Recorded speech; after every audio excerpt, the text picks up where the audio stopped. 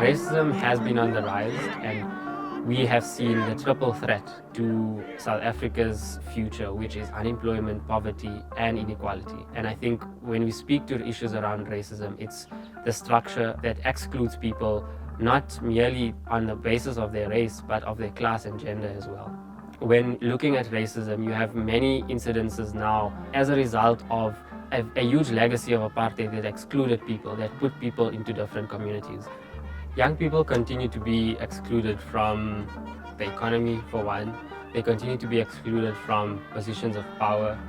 And the damaging effects of this means that young people are left hopeless and helpless in their communities and unable to find basic necessities to live a decent life. I think the role of our young people in this community now is to make sure that their frustrations and anger is translated into practical action. My name is Irfaan Mangera, and I'm proud to be a human rights educator because education is the most powerful weapon in which we can change the world, as Madiba said. I grew up in a small town called Lenasia. Lenasia was one of the areas as part of the Group Areas Act where Indians were forced to live.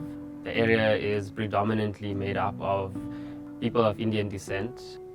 My family had unfortunately been forced out of their homes by the apartheid regime, and this was in an act of violence against them as a family, but the entire community in itself, who now has to bear the legacy of being forced so far out, 35 kilometers away from the city center. I think that kind of experience and lived experience motivates you to want change and to want to change the lives and the experiences for others so that generations after us don't have to experience the same kind of treatment and the same kind of system. I chose to become a human rights educator because it is the space and the platform in which I can create the most change and impact and influence the lives of young people who I am most passionate about. I work for the Ahmed Kathrada Foundation, and Kathrada was one of Madiba's close compatriots, and he was part of that same generation that fought against apartheid and ensured that we are brought into a democratic dispensation. That generation had a vision of a South Africa that is non-racial, that is non-sexist, that is based on equality and fairness for all people who live in South Africa.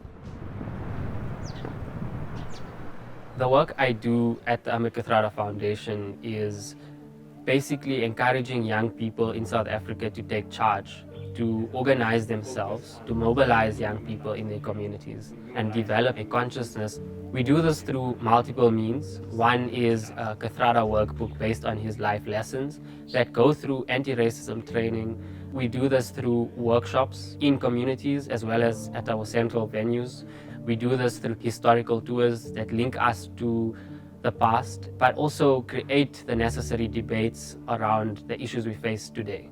Our model is to create youth clubs across communities in South Africa where we can build a generation just like the Madiba generation of people who are committed to the change process and to development so that we see transformation happen not just at a macro level but at a micro level within each community. So this campaign is about the communities, about ensuring that everyone's right to education is met. When I started the foundation, I didn't know what an activist was and how important activism was.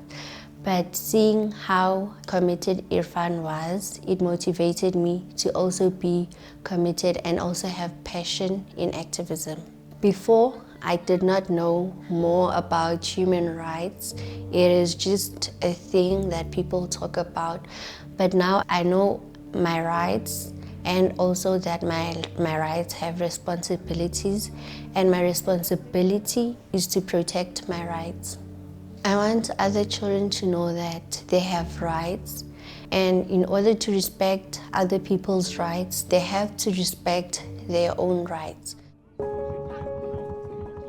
Why it's important for young people is that we need to grow as a generation that encourages solidarity between one another.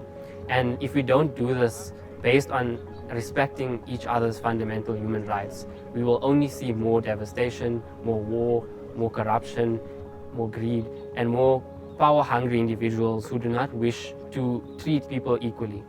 Human rights education is about opening up people's worldviews. It's about challenging mindsets. It's about encouraging debate. It's about having the ability to use our mindset to create change.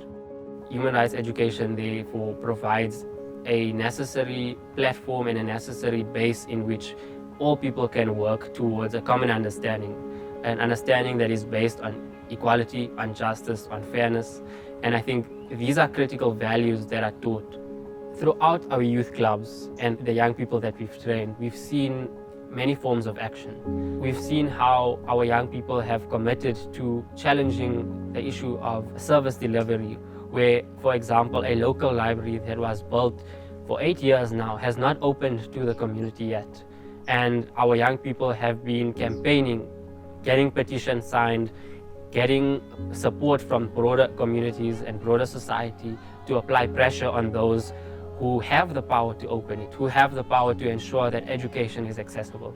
We've seen in some communities how young people have taken a step to protect their livelihoods and protect attacks against xenophobes who continue to threaten their community development.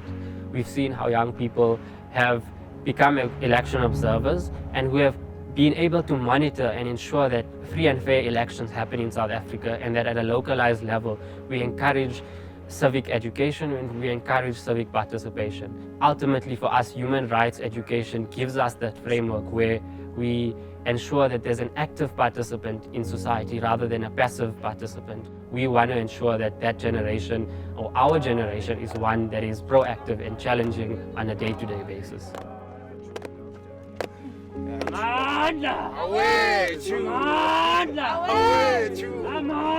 Away to Viva AKF!